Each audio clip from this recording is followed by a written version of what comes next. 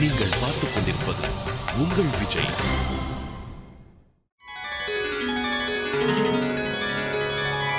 சுமங்கலீரியம் வதூரிமாம் சமேத பஷ்யத் சௌபாக்யஸ்மை தத்வாயா ஹஸ்தம் விபரேதன் त्वा दुर्गार्हपत्याय देवः.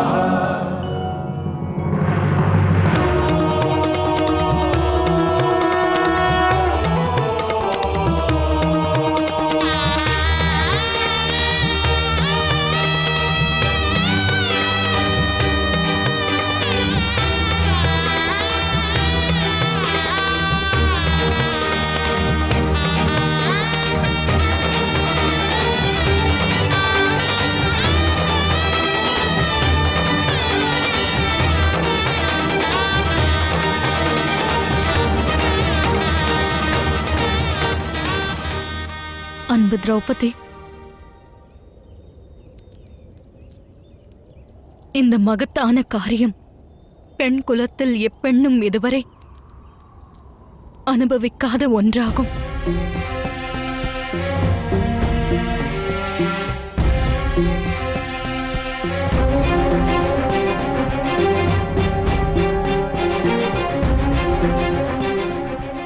ஆகையால் ஒரு யோசனை கூறுகிறேன்.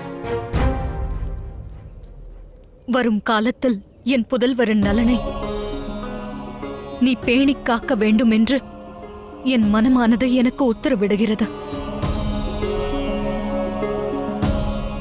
இந்நாள் முதல் என் 5 புதல்வர்கள் மீதான அனைத்து அதிகாரத்தையும் நான் உன்னிடம் ஒப்புவிக்கிறேன்.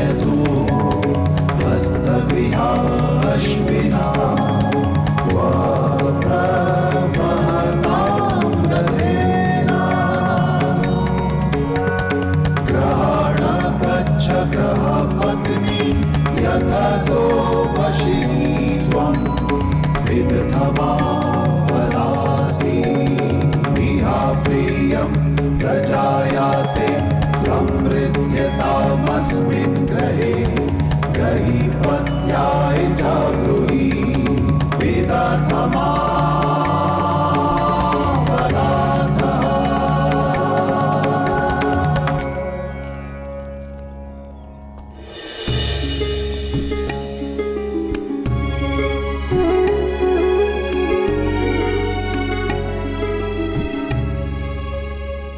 பணிகிறேன் அத்தையாரே.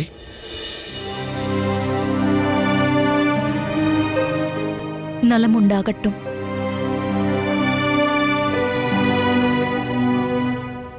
அன்னை தந்தையுடைய ஒரு குணம் மிகவும் உத்தமமானது, துணிவு.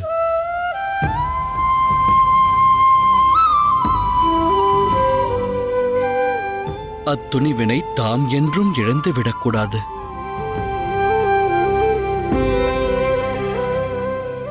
இனி எனக்கு விடையளியுங்கள்.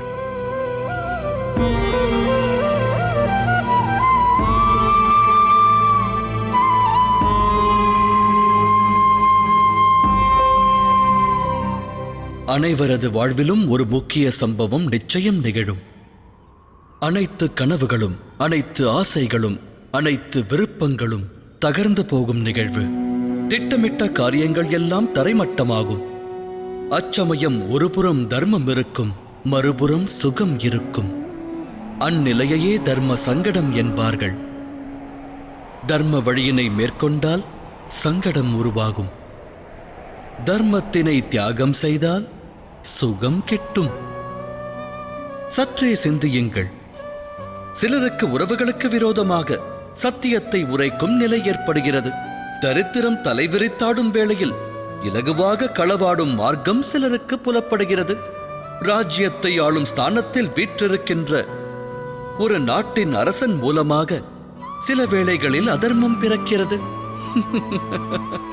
பலரது வாழ்வில் இதுபோன்ற நிகழ்வுகள் நிகழ்கின்றன. ஆனால் பலர் இதுபோன்ற நிலைகளை தர்ம சங்கடம் என்னும் ரூபத்தில் காண்பதில்லை. நல்வழி யாது என்பதை அவர்கள் ஆலோசிப்பதே கிடையாது. ஈக்களின் கூட்டம் இனிப்பினால் கவர்ந்து இழுத்து வரப்படுவதைப் போல அனைவரும் சுகமார்க்கத்தை தேடுகிறார்கள். ஆனால் உண்மையில் தர்ம சங்கடம் என்னும் க்ஷணம் இறைவனாகப்பட்டவன் விலகும் க்ஷணமாகிறது. உருவான இன்னலைக் கண்டு பயம் கொள்ளாமல், சுகத்தினால் ஈர்க்கப்படாமல் தர்ம வழியில் திடமாக நின்றால் எல்லாம் வல்ல இறைவனின் நல்லருள் விலகிச் செல்லாது.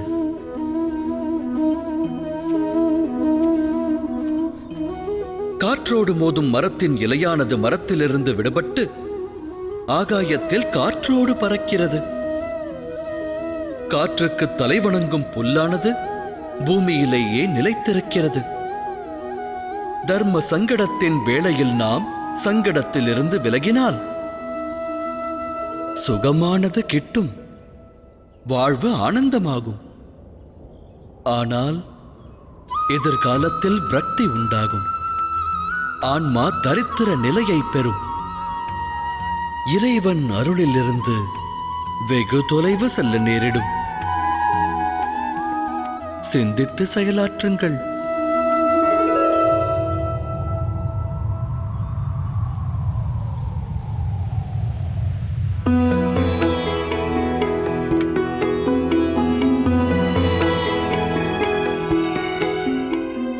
மகாராஜா, மகாராஜா, அன்பு துரியோதனன் அநியாயமாக ஒரு முடிவை மேற்கொள்ளவிருக்கிறார்.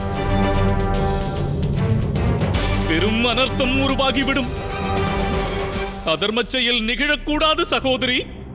தகவல் என்னவென்று கூறுங்கள். என்ன செய்தான் துரியோதனன்? அன்பு சகோதரி, துரியோதனனின் மனம் அவனது கட்டுப்பாட்டில் இல்லை சகோதரி. மகாராஜா, துருபதனின் ராஜ்யத்தை அடைந்த போது ஒரு பெரும் அவமானத்தை சந்திக்க வேண்டிய நிலை அவனுக்கு உருவானது. அந்நிலை அவனுடைய மனதில் மிகப்பெரிய வடுவாக பதிந்து விட்டது மகாராஜா.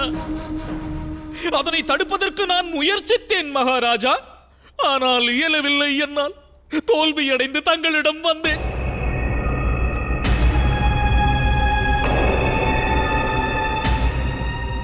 துரியோதனனுக்கு அவமானமா?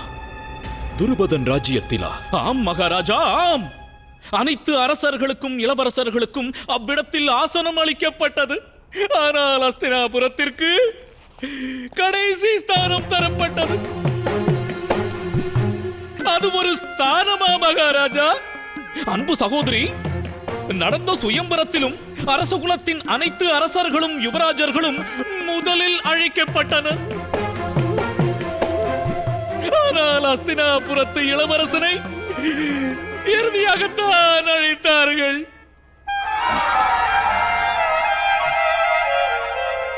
அங்கு நடந்த நிகழ்வுகள் அனைத்தையும் பார்க்கையில் அரசனாய் அமர்ந்த அந்த துருபதன் அஸ்தினாபுரம் எனும் ராஜ்யத்தினை அலட்சியம் செய்ததாகவே தோன்றியது. மதிக்க வேண்டிய ராஜ்யத்தை மிதித்தான் அவன். நம்முடைய யுவராஜனுக்கு அவன் அளிக்க வேண்டிய மதிப்பையும் மரியாதையையும் அளிக்கவில்லை அரசே, அளிக்கவில்லை. அங்கு தனக்கு ஏற்பட்ட அவமானத்தை தாங்க இயலாது அன்பு துரியோதனன் அஸ்வமேத யாகத்தின் வெள்ளை அஸ்வத்தினை பலியிடத் துணிந்து விட்டான் அரசே.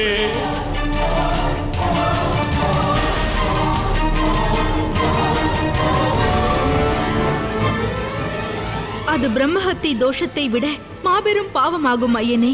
அவனை தடுக்க வேண்டும். பிரம்மஹத்தி தோஷமில்லை.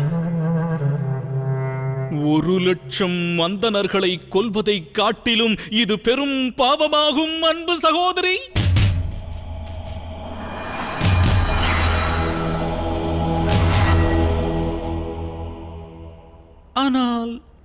எந்த தவறும் செய்யாது அவன் ஏன் இந்த பாவத்தை அனுபவிக்க வேண்டும்?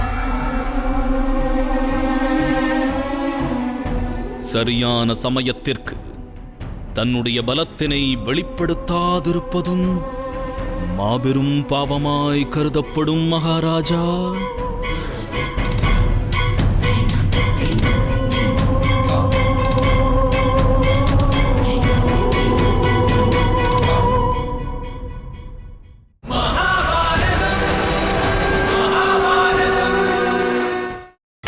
நீங்கள் பார்த்துக் கொண்டிருப்பது உங்கள் விஜய்.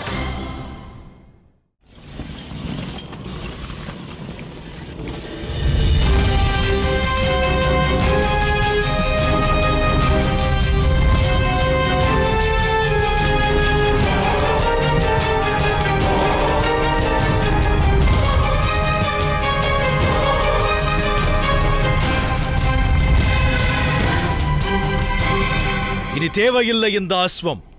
பலியிட வேண்டிய வேளை வந்தது. அதன் குருதி கொண்டு நான் ஸ்நானம் செய்வேன். அதன் பிறகு ராஜ்யத்தின் இயலாமையை தர்ப்பணம் செய்து போக்குவேன். வீரர்களே, வாளினை உயர்த்துங்கள். நிறுத்துங்கள்.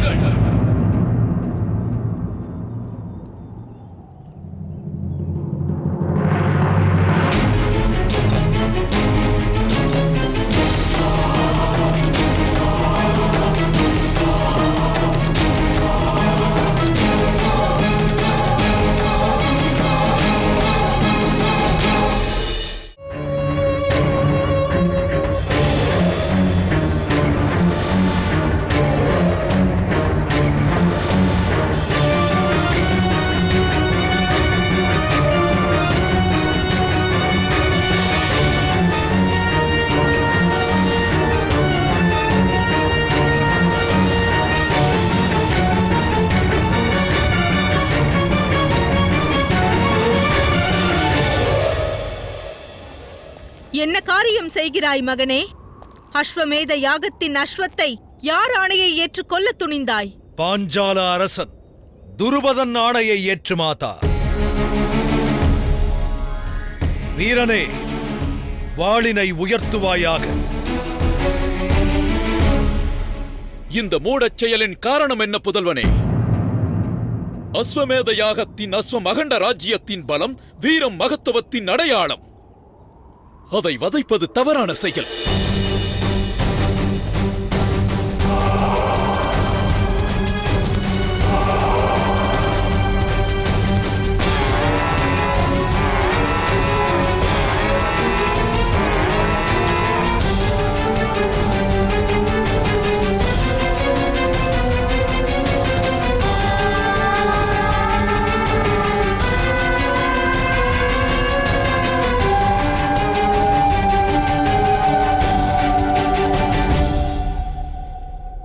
நான் ஒன்றை அறிய வேண்டும். இந்த அஸ்வம் உயிரோடு இருப்பதால் என்ன பயன் அரசே? ஒரு ராஷ்டிரத்தின் மகத்துவம் அழிந்து விட்டது. இனி எவரும் நம்மை மதிக்கப் போவதில்லை. கடந்த சில காலமாகவே நமது ராஜ்யம் அஸ்வமேத யாகத்தை நடத்தவில்லை. அவ்வாறிருக்க நாம் பலமற்றவர்கள் அல்லவா? மூடனே, அறியாமல் நீ உளறுகிறாய். நம்முடைய பலம் கண்டு இன்றும் அண்டை நாடுகள் பயம் கொண்டிருக்கிறது.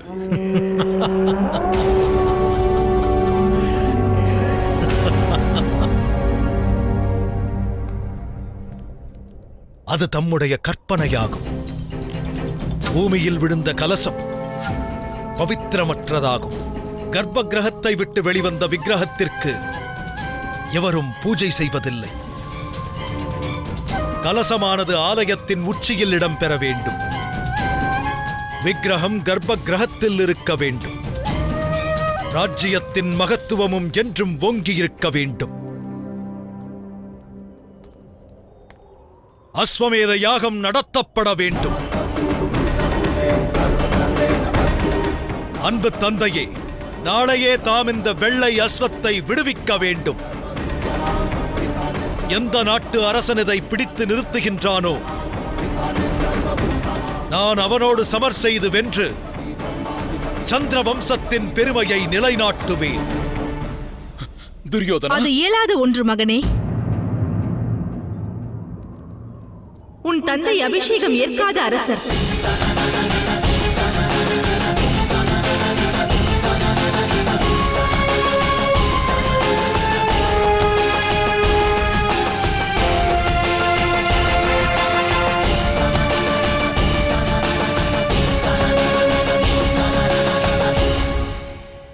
இவர் முழு உரிமையோடு அரியணையில் அமராதவர்.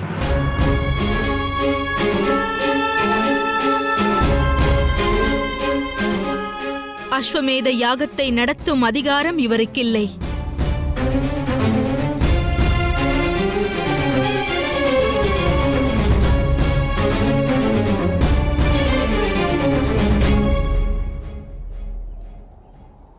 ஒரு அஸ்வத்தால் ரதமிழுக்க இயலாதென்றால், யுத்தத்தில் பங்கெடுக்க முடியாதென்றால், அஸ்வமேத யாகத்தில் அக்குதிரையால் பங்களிக்க இயலாதென்றால் அது பயனற்றதாகும் மாதா.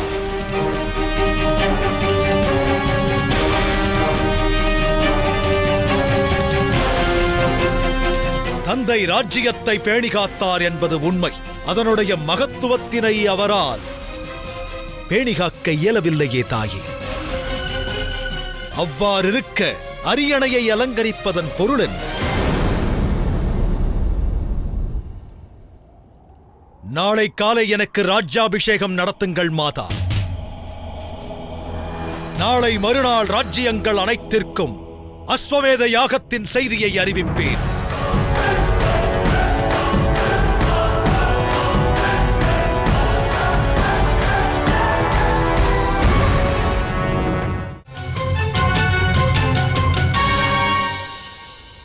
துரியோதனா, அமைதி அடைவாய் மகனே.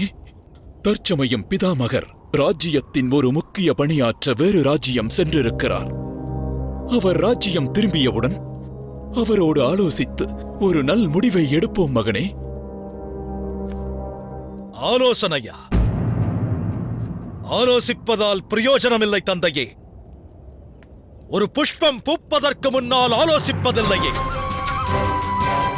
ஒரு உயிர் ஜனனம் எடுப்பதற்கு முன்பாக ஆலோசிப்பதில்லையே. இருளை விலக்குவதற்கு முன்னால் விடியல் ஆலோசிப்பதில்லையே.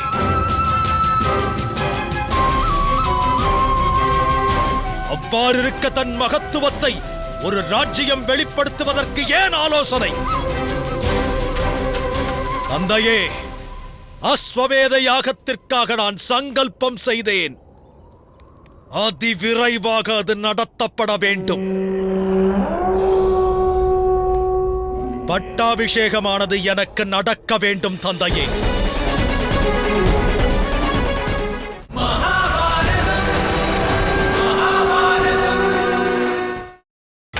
நீங்கள் பார்த்துக் கொண்டிருப்பது உங்கள் விஜய். பட்டாபிஷேகமானது எனக்கு நடக்க வேண்டும் தந்தையே.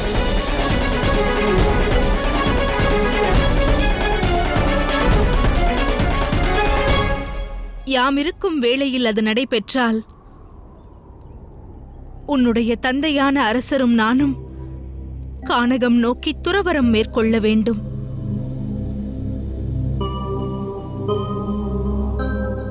தன்னுடைய ராஜ்யத்தின் மதிப்பிற்காக வாழ்வையே தியாகம் செய்பவர் அரசர். அவ்வாறிருக்க இக்காரியத்தினை தாம் மாற்ற மாட்டீர்களா?